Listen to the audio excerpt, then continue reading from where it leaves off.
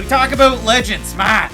We have Michael the Menace Johnson taking on Mark Diakiese. And if I told you about these two guys, I would say, well, first of all, you look at it for Michael Johnson, and he wrestled in community college, and he was a really good wrestler when he was in community college. And if you look at it career-wise, 79% takedown defense, guys that had success with the takedowns in the UFC against Michael Johnson. I'm going to get his name right this time, Matt. Reza Madadi from All Stars MMA.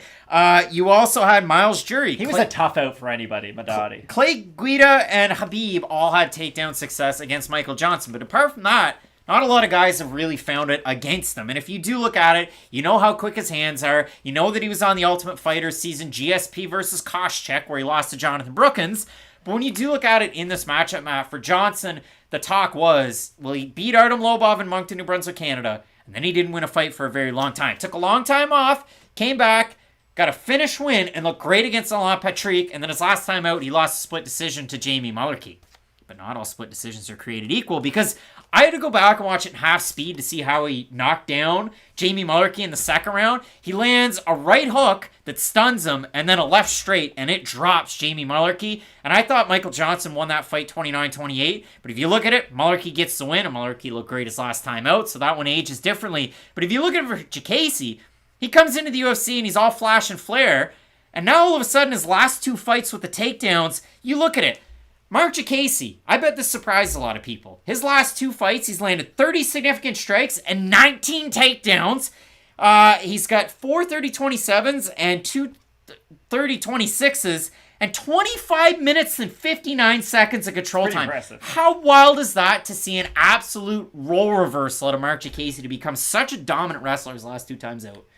Quite frankly, it's insane. Like, you never would have predicted that based on his earlier performances. He was a guy who would throw, like, Zabit-level kicks. No, they weren't that great. That's the thing. Like, that's the cool thing about Mark Diakiese. He kind of figured out that what I'm doing, although flashy, although it might get me more fans, it's not that effective against the highest level of competition. And ever since he has been able to add his wrestling into his game plan, you're right, his strikes have gone down, but he throws effective strikes. I feel like the accuracy of them has gone up because he's added the threat of the takedown into his game. And where I zag a little bit, and maybe I'm not really zagging, you'd probably agree with me on this, Michael Johnson's hand speed is still good, but it's not what it once was whatsoever. Like, Michael Johnson reminds me a little bit of a Vitor Belfort. The difference is, Vitor, even after the TRT and, you know, his issues, Vitor still had fast hands. He was like 42 years old. That was his kind of X factor that never left. For Johnson, it is starting to fade. His hand speed... I was really fast on Mark. I know, but Jamie Mullarkey's a guy who gets hit in every single fight. Just because you're landing against a guy like Alain Patrick, that doesn't mean that much. And a guy like Jamie Mullarkey, who has been hit a lot and definitely struggles with his striking defense, does not have me completely sold that Michael Johnson is now the menace on the feet that he once was. Now, I will be very curious to see if this fight does stay on the feet and how both guys are going to look, because Diakiese does like to work a lot from kicking range. I know it's weird, he added elbows into his game, which was nice to see, but that's the thing about Diakiese. I do feel like he has managed to add things to his game. Is he a flawless fighter? Not at all. And you do worry when he fights kind of a straight up specialist in any one area. If you're a top tier wrestler, you're going to be able to take him down. If you are a top tier boxer, well, defensively, you're probably going to be able to cut through some of the flashiness of his striking style and really start to go to him.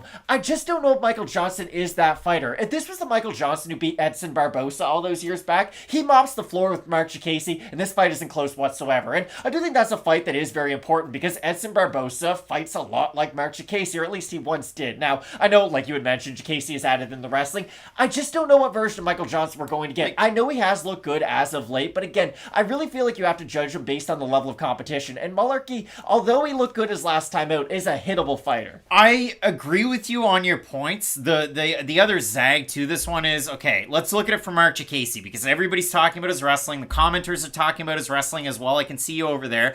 I will acknowledge you, but if you look at it for Mark Diakiese, he tried to wrestle against Rafael Alves. He got submitted right off the hop. It was like watching Clay Guida fight against Claudio Poyes. Don't wrestle. Michael Johnson's not a grappler. He beat Slava Borshev and Damir Hadzovic. They don't wrestle at all. Their wrestling is the biggest weak point. Slava Borshev is a K1 kickboxer, and if you look at it for Damir Hadzovic, remember when he fought Call of Duty's Hanato Moicano, who's learned English on a video game and he's become so funny. He's the biggest guy in MMA right now. Hanato Moicano, so hot right now. But if you look at both of those guys, like that fight against Moicano was like, no, we weren't supposed to grapple. Let's fight now. Let's get the fight going on the feet. Diakiese, again, 25 minutes and 59 seconds of control time and 30 minutes of fight time in his last 2 fights. The thing for me is, career-wise, big enough sample size for both of these guys. For Jacasey, 7-5 in the UFC. For Michael Johnson, 12-14 against a good level of competition. You remember, Jacasey had a fight of the night when he took on Fiziev. He lost that fight, but it was a fight of the night. Strikes landed per minute, the difference between these two guys, Jacasey, 2.63 to 2.33, so it's positive. UFC average is 3.4, positive, negative. So he is below average in both, but a good defensive metric. For Johnson, 4.2 to 3.91. So again, it's higher, but he gets hit a little bit more statistically that way. So we have a look at the odds in this matchup just to tell a little bit of the story. Jacasey is a big favorite, open minus 160, minus 330. We look at it for Johnson, open plus 140, plus 252. So the legends, the last 2 fights, are the underdogs. So we have a look at the Tapology votes, Matt. Surprise to us, they are to you. I'm going to say over under 80% Mark Jacasey. I think they'll be under. Think they'll be under? Hold 2,000 votes, 80%. 80% by decision for Jacasey. For the 20% that have Johnson, 36% by decision, 53% by knockout. We'll go over there to the comments section. We got evacuation point. Doubt it. It will just get 20 takedowns around for Jacasey. Craig really think Johnson looked good his last fight. Thinking he is the underdog pick of the card. Maybe Jacasey plays a part in this highlight reel. Matt, who do you have in this fight? I think it's a really difficult fight to predict because, again, we know what Michael Johnson once was, and it is hard to get that image out of your mind because at his peak, he was one of the better fighters in this division. And, he was Justin Gaethje's introduction to the UFC. And that was a fight of the year. Exactly. That's one of the great fights of all time. If you've never seen that fight, because I guess it's been a little while by now, I highly recommend going back. My issue is with Michael Johnson, I just don't love where his hand power is. His power's been good the last few times out, but it's against guys who I don't think all that highly of. I can openly admit that. Alaa Patrick was, 38 years old, and he hadn't had a win in multiple years. Oh, he took a long time off. Exactly. The Alaa Patrick win, if you're going to beat anybody in the UFC for Michael Johnson, it was going to be Patrick then. Maybe you weren't really impressed by his win over Jamie Mullarkey, and I don't he lost that fight by split decision. By his performance, I should say, in the Mullarkey fight.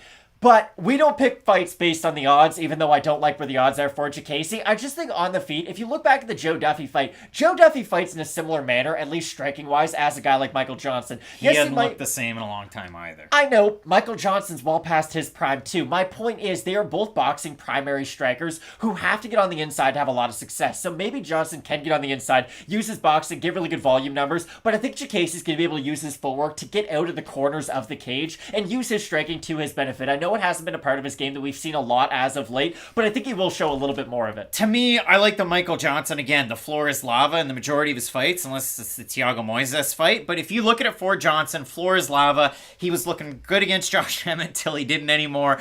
If you look at it, MMA, go ahead. No. I just want to say, I thought Mark Jacasey was completely done after his fight against Nasrat Haqparast. I'm kind of surprised he has been able to look as good as he has as of late. I'm really impressed with what he's shown in his last few fights. All right. Well, again, for me, I did like Johnson his last time out. MMA decision, 16 scored at 29-28 Johnson, 3 29-28 Mullarkey, 1 29-27. But if you do look at it overall, I do like Michael Johnson in this one. The hand speed, to me, it's still there. I think he's going to be able to do enough damage because for Jacasey, he's looked really good his last 2 times out against strikers that don't grapple. And in this one, I think Johnson has enough defensive acumen to get moving. Christopher's over there in the chat, 200 watching and not enough likes. He'd like to see the likes. You can also hit up the super chat if you love the channel. It's a Thursday drop. We'll be there on Saturday. And then, of course, you have UFC 282 coming up. And a lot of people are disappointed. And Matt, they still had the posters up for Glover versus Prochazka at the arena. Would have been a great fight. We're split on the pick here. I get Johnson, you get Jacasey. I think it'll be a fun fight.